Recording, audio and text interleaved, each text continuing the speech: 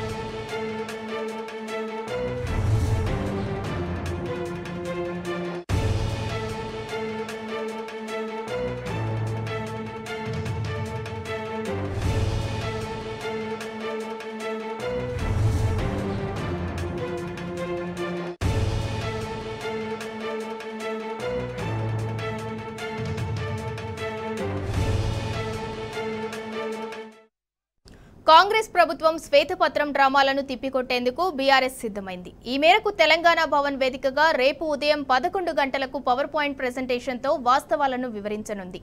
9.5 ఏళ్ల తెలంగాణ ప్రగతి ప్రస్థానం దేశ చరిత్రలోనే ఓ సువర్ణాధ్యాయం అంటూ ట్వీట్ చేసిన BRS working president KTR Congress ప్రభుత్వం తెలంగాణను విఫల రాష్ట్రంగా చూపించాలని ప్రయత్నిస్తే సహించబోమని మండిపడ్డారు. అగ్రగామి రాష్ట్రాన్ని అవమానిస్తే ఎట్టి పరిస్థితుల్లో ఊరుకోమని హెచ్చరించారు. అందుకే గణాంకాలతో సహా వాస్తవ తెలంగాణ ముఖ చిత్రాన్ని వివరించేందుకు తెలంగాణ రాష్ట్రానికి సృష్టించిన సంపదను ఆవిష్కరించేందుకు పవర్ పాయింట్ ప్రెజెంటేషన్ ఇవ్వనున్నామంటూ కేటీఆర్ ట్వీట్ చేశారు.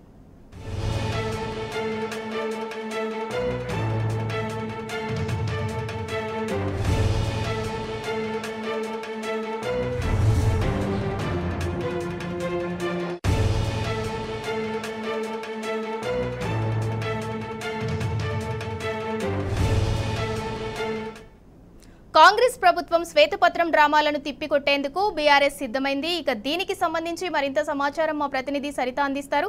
సరిత చెప్పండి, రేపు ఉదయం 11 గంటలకు తెలంగాణ భవన్లో బీఆర్ఎస్ పార్టీ అంటే పవర్ పాయింట్ ప్రెజెంటేషన్ ఇవ్వనుంది. దీనికి సంబంధించి పూర్తి అప్డేట్ ఇవ్వండి. రేపు ఉదయం 11 గంటలకు తెలంగాణ భవన్ వేదికగా BRS party power point presentation ఇవ్వబోతుంది. ముఖ్యంగా తెలంగాణ రాష్ట్రాన్ని ఈ 9.5 ఏళ్లలో తెలంగాణ రాష్ట్రం సాధించినటువంటి ప్రగతి ప్రస్థానం అనేటువంటిది దేశ చరిత్రలోనే ఒక సువర్ణమైనటువంటి అధ్యయనం అనేటువంటిది పగలు రాత్రి అనేటువంటి తేడా లేకుండా రెక్కల కష్టంతో చెమటోడ్చి నిర్మించినటువంటి తెలంగాణ ప్రతిష్టను దెబ్బతీసేటువంటి ప్రయత్నం కాంగ్రెస్ ప్రభుత్వం చేసింది. గత కొన్ని రోజులుగా జరుగుతున్నటువంటి అసెంబ్లీ సమావేశాల్లో మొన్న తెలంగాణ రాష్ట్రానికి సంబంధించినటువంటి వాటిపైన నిన్న పవర్ కి సంబంధించినటువంటి అంశం పైన అదేవిధంగా మొన్న తెలంగాణ రాష్ట్రంలో ప్రస్తుతం ఉన్నటువంటి ఫైనాన్సెస్ పైన 2014 నుంచి ఇప్పటి వరకు కూడా తెలంగాణ రాష్ట్రం ఏర్పడ్డ తర్వాత ఈ 9.5 ఏళ్లలో ఆనాడు తెలంగాణలో ఏ విధమైనటువంటి పరిస్థితులు ఉంటే ఈ రోజు ఏ విధమైనటువంటి పరిస్థితులు ఉన్నాయి అనేటువంటి దాన్ని కాంగ్రెస్ ప్రభుత్వం మొన్న అసెంబ్లీలో షార్ట్ డిస్కషన్ చేయడం జరిగింది. దానికి సంబంధించి ఆ షార్ట్ డిస్కషన్స్ లో తెలంగాణ రాష్ట్రాన్ని ఒక అగ్రగామిగా ఉన్నటువంటి రాష్ట్రాన్ని అవమానించేటువంటి విధంగా కాంగ్రెస్ ప్రభుత్వం ప్రయత్నించింది. అందుకే మేము రేపు తెలంగాణ భవన్ లో గణాంకాలతో సహా వాస్తవంగా ఉన్నటువంటి తెలంగాణ ముఖ చిత్రాన్ని వివరించేటువంటి ప్రయత్నం చేస్తాము. నిన్న కావచ్చు, అదేవిధంగా మొన్న కావచ్చు. ముఖ్యంగా అయితే మొన్న అసెంబ్లీలో జరిగినటువంటి షార్ట్ డిస్కషన్స్ లో ఫైనాన్సెస్ కి సంబంధించినటువంటి అంశం పైన ఈ 9.5 ఏళ్లలో బీఆర్ఎస్ ప్రభుత్వం రాష్ట్రాన్ని అప్పుల కుప్పగా మార్చింది అనేటువంటి దాన్ని చెప్పేటువంటి ప్రయత్నం చేసింది ఇప్పుడు వచ్చినటువంటి ప్రభుత్వం. సో వాస్తవంగా అవన్నీ అప్పులు కాదు, తెలంగాణ రాష్ట్రానికి తీసుకొచ్చినటువంటి పెట్టుబడులు, తెలంగాణ రాష్ట్రంలో సృష్టించినటువంటి సంపదను చూపించకుండా కేవలం అప్పులని మాత్రమే చూపించేటువంటి ప్రయత్నం కాంగ్రెస్ ప్రభుత్వం చేసింది. కాబట్టి రేపు తెలంగాణ భవన్ వేదికగా గణాంకాలతో సహా తెలంగాణలో ఉన్నటువంటి వాస్తవమైనటువంటి తెలంగాణ ముఖ చిత్రాన్ని వివరించేటువంటి ప్రయత్నం చేస్తాము మేము అని బీఆర్ఎస్ పార్టీ చెప్తుంది. అప్పులు కాదు, తెలంగాణ రాష్ట్రానికి సంబంధించినటువంటి తెలంగాణ రాష్ట్రానికి సృష్టించినటువంటి సంపదని మాత్రం విస్మరించి కేవలం అప్పులను చూపించేటువంటి ప్రయత్నం చేస్తున్నారు. విఫల రాష్ట్రంగా తెలంగాణని చూపించేటువంటి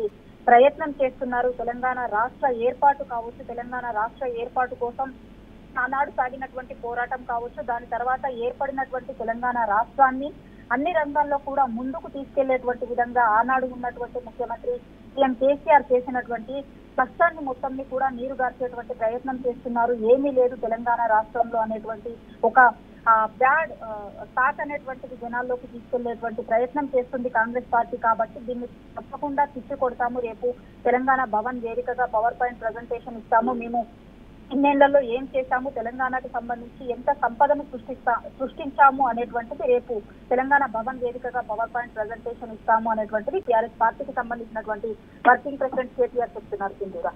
రైట్, థ్యాంక్ యూ సరిత.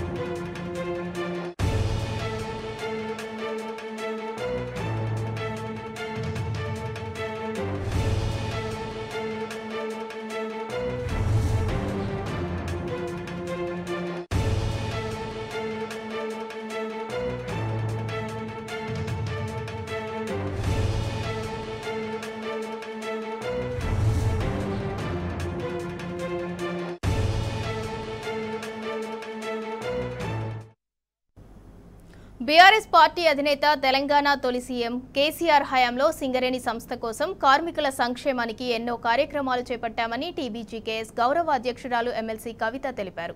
ఈ మేరకు సింగరేణి గుర్తింపు సంఘం ఎన్నికల్లో కార్మికులంతా ఆత్మసాక్షిగా మరోసారి టీబీజీకేఎస్ ను గెలిపించాలని పిలుపునిచ్చారు. సింగరేణి సంస్థ ఎదుగుదలకు సంస్థను లాభాల బాట పట్టించేందుకు కార్మికుల సంక్షేమానికి కేసీఆర్ ప్రభుత్వం ఎనలేని కృషి చేసిందని గుర్తు చేశారు. బీఆర్ఎస్ ప్రభుత్వం దాదాపు 20,000 డిపెండెంట్ ఉద్యోగాలు ఇచ్చి యువతకు ఉపాధి కల్పించిందన్నారు.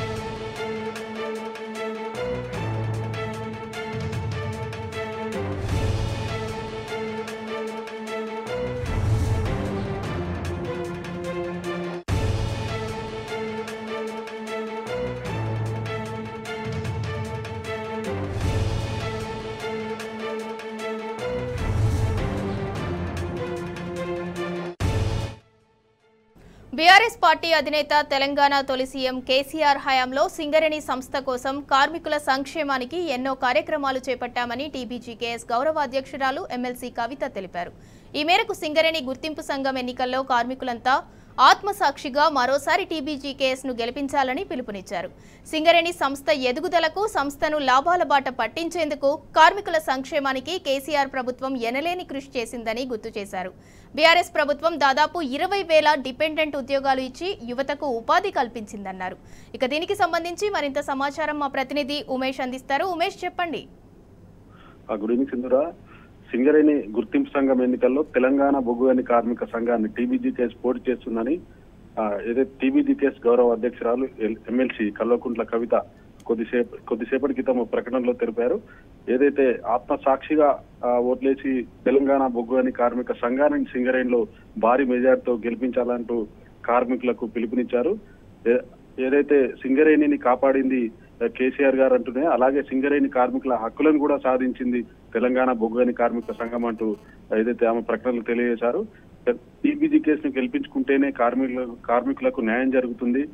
కార్మికులకు గొంతుక టీబీజీకేఎస్ బాణం గుర్తుపై ఓట్లేసి టీబీజీకేఎస్ ను భారీ మెజార్టీతో సింగరేణిలో మరోసారి గెలిపించాలంటూ ఈ సందర్భంగా కవిత తన ప్రకటనలో తెలిపారు. అయితే కార్మికుల పక్షాన నిలబడే ఏకైక సంఘం టీబీజీకేఎస్. అలాగే సింగరేణిలో 20,000 డిపెండెంట్ ఉద్యోగాలు కల్పించిన ఘనత కూడా కేసీఆర్ గారిదే అంటూ ఈ సందర్భంగా ఏదైతే కవిత తన ప్రకటనలో కూడా తెలియజేశారు. బీఆర్ఎస్ పార్టీ అధినేత తొలి ముఖ్యమంత్రి కేసీఆర్ గారి హయాంలోనే సింగరేణి సంస్థ కోసం, అలాగే సింగరేణి కార్మికుల సంక్షేమం కోసం చేసిన పనులను చూసి కార్మికులు ఆత్మసాక్షిగా కూడా ఆలోచించి ఓటేసి టీబీజీకేఎస్ సంఘాన్ని గెలిపించాలంటూ ఈ సందర్భంగా పిలిపించారు. సింగరేణి సంస్థ ఎదుగుదలకు, అలాగే సంస్థను లాభాల బాట పట్టించేందుకు, కార్మికుల సంక్షేమానికి కూడా కేసీఆర్ గారి ప్రభుత్వం ఎనలేని కృషి చేసిందని ఈ సందర్భంగా కవిత గుర్తు చేశారు. సింగరేణి సంస్థను కేసీఆర్ గారు కాపాడారని, అలాగే టీబీజీకేఎస్ కార్మికులకు కూడా హక్కులను సాధించిందని ఈ సందర్భంగా పునరుద్ఘాటించారు. అలాగే కార్మికుల గొంతుగా తెలంగాణ బొగ్గు గని కార్మిక సంఘం ఏదైతే గుర్తైనటువంటి బాణం గుర్తుపై ఓట్లేసి భారీ మెజార్టీతో టీబీజీకేఎస్ ను గెలిపించాలంటూ ఈ సందర్భంగా కవిత పిలుపునిచ్చారు. బీఆర్ఎస్ పార్టీ హయాంలోనే దాదాపు 20,000 డిపెండెంట్ ఉద్యోగాలు ఇచ్చి యువతకు ఉపాధి కూడా ఈ సందర్భంగా కేసీఆర్ కల్పించాలంటూనే, డిపెండెంట్ ఉద్యోగం వద్దనుకుంటే ఆ కుటుంబానికి దాదాపు ఎక్కడ కూడా కోల్ ఇండియాలోనే లేని విధంగా కూడా 25 లక్షల రూపాయలు చెల్లించాలన్న ఉదారమైన నిర్ణయాన్ని కేసీఆర్ గారు తీసుకున్నారు. ఈ సందర్భంగా ఆమె ప్రస్తావించారు. కోల్ ఇండియా సంస్థలో సైతం లేని విధంగా కారుణ్య నియామకాల ద్వారా సింగరేణిలో మహిళలకు ఉద్యోగ అవకాశాలు కల్పించిన ఘనత కేసీఆర్ గారికి దక్కుతుందని ఈ సందర్భంగా స్పష్టం చేశారు. గతంలో ఎప్పుడు కూడా లేని విధంగా సింగరేణి సంస్థ నికర లాభాల్లో కార్మికులకు భారీ మొత్తంలో వాటాలను పంచారని ఈ సందర్భంగా గుర్తు చేశారు. తెలంగాణ ఏర్పడిన నాటికి లాభాల్లో కార్మికుల వాటా కేవలం 18% ఉండేదని, దాన్ని బీఆర్ఎస్ అధినేత కేసీఆర్ గారు 32% పెంచారని చెప్పారు. తద్వారా కార్మికులకు, కుటుంబాలకు గణనీయమైన ఆర్థిక ప్రయోజనం లభించిందని ఈ సందర్భంగా అన్నారు. అంతేకాకుండా కార్మికుల తల్లిదండ్రులకు కార్పొరేట్ ఆసుపత్రుల్లో ఉచిత వైద్య సౌకర్యం, అలాగే సొంత ఇల్లు కార్మికులు ఏదైతే సింగరేణి కార్మికులు సొంత ఇల్లు నిర్మించుకునే వారి కోసం 10 లక్షల రూపాయల మేర వడ్డీ లేని రుణం కూడా సంస్థనే వడ్డీ భరించడం, అలాగే ఐఐటి, ఐఐఎం వంటి భారీ సంస్థల్లో చదువుకునే కార్మికుల పిల్లలకు ఫీజు రియంబర్స్మెంట్ అమలు కూడా సింగరేణి సంస్థ చేయడం వంటి విప్లవాత్మకమైన కార్మిక సంక్షేమ నిర్ణయాలను కేసీఆర్ గారు తీసుకున్నారని ఈ సందర్భంగా ఆమె వివరించారు. కార్మికుల కోసం గతంలో ఎన్నడూ లేనన్ని సంక్షేమ కార్యక్రమాలను చేపట్టి సింగరేణిని కష్టాల నుంచి కాపాడిన బీఆర్ఎస్ అనుబంధ సంఘం టీబీజీకేఎస్ ను ఎన్నికల్లో భారీ మెజార్టీతో గెలిపించాలని ఈ సందర్భంగా కవిత పిలుపునిచ్చారు.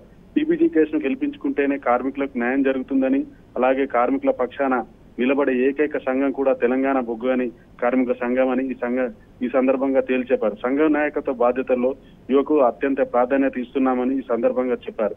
గత 10 ఏళ్ల కాలంలో కూడా ఒక సమ్మె కూడా చేయాల్సిన అవసరం లేకుండానే అన్ని పనులు, డిమాండ్లను కూడా తెలంగాణ బొగ్గు గని కార్మిక సంఘం ద్వారా తాము సాధించుకున్నామని ఈ సందర్భంగా కవిత ఒక ప్రకటనలో తెలియజేశారు. సింధురాం. Right, thank you Umesh.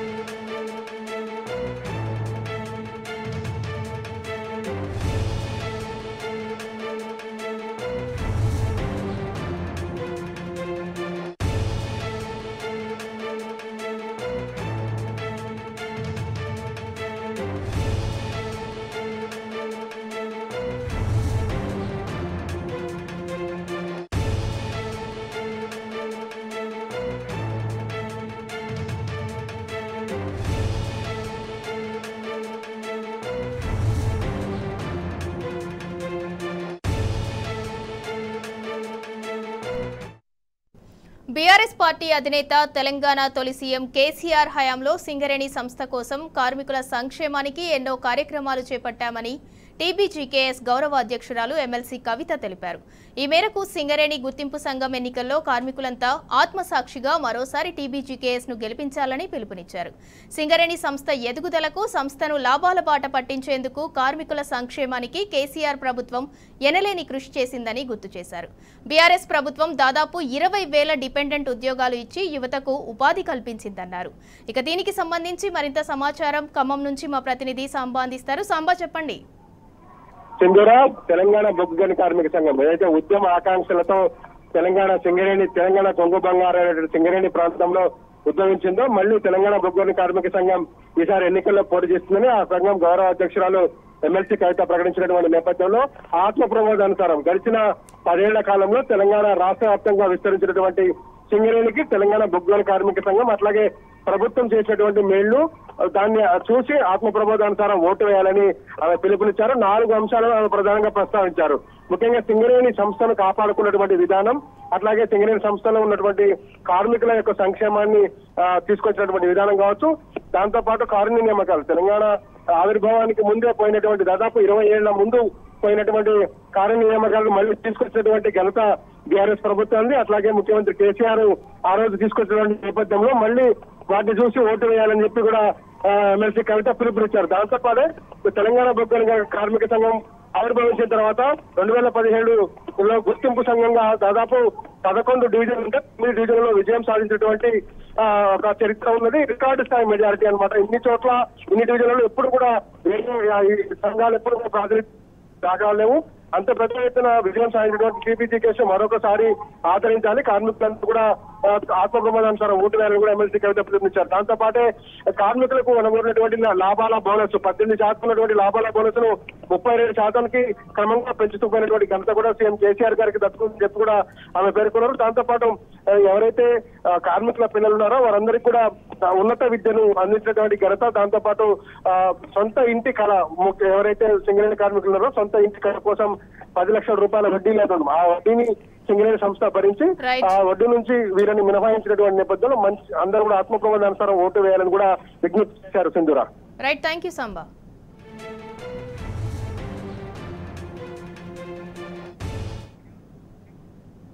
That's all for now. Keep watching T News.